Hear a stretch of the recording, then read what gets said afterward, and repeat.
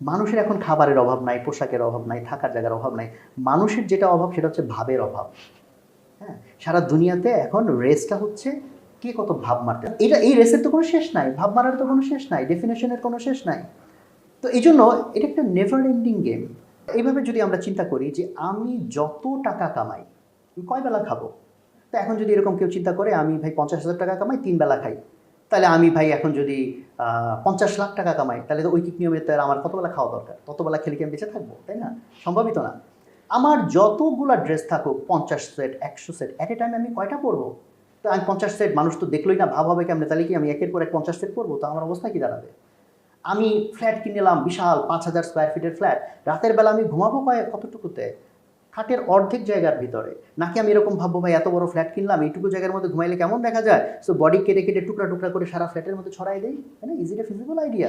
আমি ২০টা গাড়িও যদি কিনি এট এ টাইম আমার ইউটিলাইজেশন কয়টার? একটার বেশি গাড়িতে তো আমি চড়তে পারবো না। তাহলে এই যে মানুষ মরিয়া হয়ে গেছে যে তাকে ভাব মারতে হবে, তাকে শো করতে হবে, বাট ইউটিলিটি তো নাই।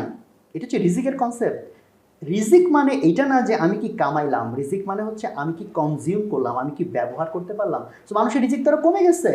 আমরা বড়লোক হচ্ছি, আমার দাদা অথবা আমার বাবা চাচারা ৩ বেলা খাইছেন এবং পেট পুরে খাইছেন, আর আমাদের এই জেনারেশনে আমরা ২ বেলা খাই, তাও আবার হার্টের অসুখ, এই ডাক্তার বলছে এই খাওয়া যাবে না সেই খাওয়া যাবে না। তাহলে আমার এই যে এত প্রসপারিটি, এত ইনকাম, আমি তো ইউটিলাইজও করতে পারতেছি না।